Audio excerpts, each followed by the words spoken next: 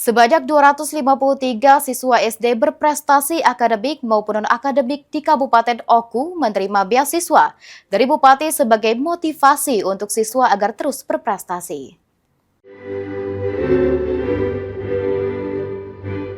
Sebanyak 253 siswa SD negeri dan swasta di Kabupaten Oku menerima beasiswa bagi siswa berprestasi, baik di bidang akademik maupun non-akademik.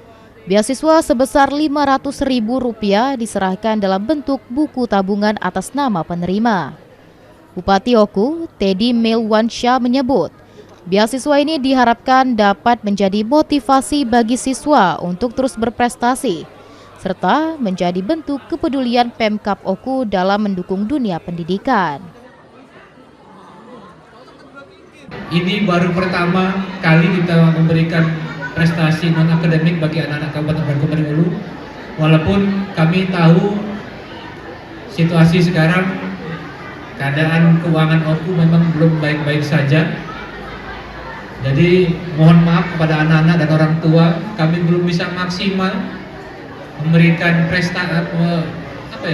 memberikan perhatian prestasi bagi anak-anak ini.